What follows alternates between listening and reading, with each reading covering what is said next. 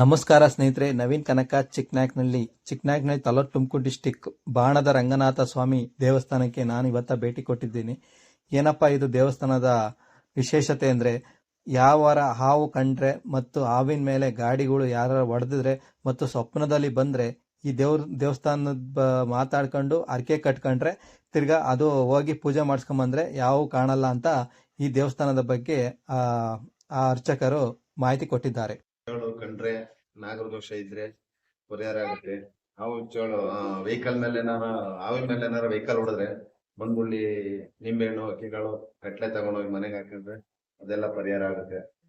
ಇನ್ನ ಪಕ್ಕದಲ್ಲಿ ಕರಿಯಮ್ಮ ಅಂತ ದೇವ್ರು ರಂಗನಾಥಸ್ವಾಮಿ ತಂಗಿ ಐತೆ, ಅಲ್ಲಿ ಹೊರಗಡೆ ಒಂದು ಭೂತಪ್ಪ ಐತೆ.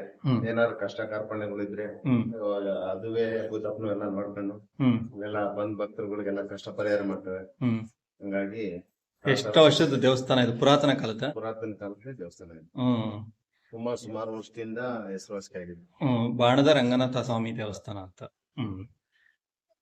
ಇದ್ರ ಇನ್ನು ಪಟ್ಟಣ ಹಾವು ಪಾವು ಏನಾರ ಕಾಣಿಸ್ಕೊಂಡ್ರೆ ಬಂದು ಪೂಜೆ ಮಾಡಿಸ್ಕೊಂಡು ಹೋಗ್ಬಿಟ್ರೆ ಇನ್ನ ಅವ್ರಿಗೆ ಪರಿಹಾರ ಆಗ್ಬಿಡುತ್ತೆ. ಪರಿಹಾರ ಆಗುತ್ತೆ, ಮತ್ತೆ ಅವ್ರಿಗೆ ಕಾಣಿಸ್ಕೊಳಲ್ಲ. ದೋಷ ಏನಾರ ಇದ್ರೆ ಈ ಮಕ್ಳು ಫಲ ಏನಾರ ಇಲ್ಲ ಅಂದ್ರೆ ನಾಗದೋಷ ಇದ್ದು ಅದು ಎಲ್ಲ ಪರಿಹಾರ ಆಗುತ್ತೆ. ನಾಗಕಲ್ಲು ಪ್ರತಿಷ್ಠಾಪನೆ ಮಾಡಿಸಿ ನಾಗದೋಷ ಇದ್ರು ಪರಿಹಾರ ಆಗುತ್ತೆ.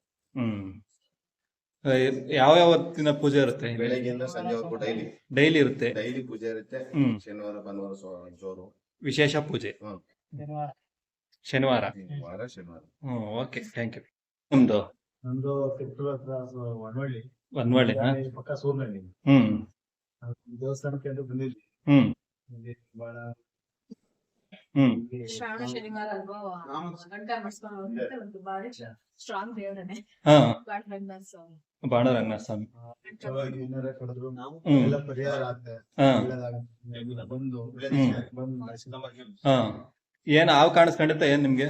ಕಾಣಿಸ್ಕೊಂಡೇನಿಲ್ಲ, ನಾವು ವರ್ಷ ಬರ್ತಾ ಇರ್ತೀವಿ ಅಷ್ಟೇ. ವರ್ಷ ಬರ್ತಾ ಇರ್ತೀರಾ?